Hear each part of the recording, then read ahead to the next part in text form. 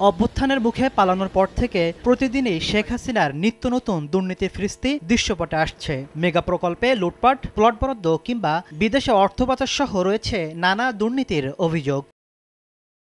এমন প্রেক্ষাপটে দুদকের নেতৃত্বে এনবিআর, সিআইডি ও বিএফআইউ এর সমন্বয়ে টাস্কফোর্স গঠনের সিদ্ধান্ত নিয়েছে।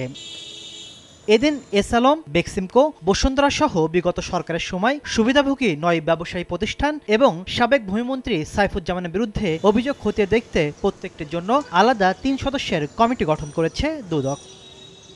এদিকে রাজনীতির মাঠে বিতর্কিত বক্তব্য দিয়ে আলোচিত ফরিদপুর ৪ আসনের সাবেক এমপি নিক্সন চৌধুরী অবৈধ সম্পদ গড়েছেন সমান তালে। দুদকের মামলায় বলা হয়েছে ৩১০০ কোটি টাকার অবৈধ লেনদেন ও ১৯ কোটি টাকার অবৈধ সম্পদ গড়েছেন নিক্সন দম্পতি। আর ৪৪১ কোটি টাকার অবৈধ লেনদেনের অভিযোগে নরসিংদী ২ আসনের সাবেক এমপি আনোয়ারুল আশরাফ খান ও তার স্ত্রীর বিরুদ্ধে মামলা করেছে দুদক।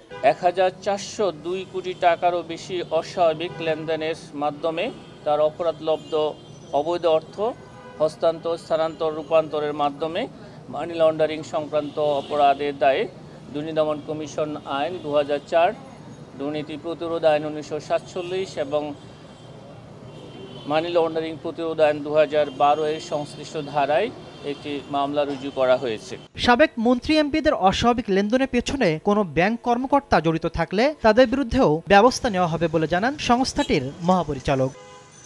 তাসলিম তৌহিদ, সময় সংবাদ, ঢাকা।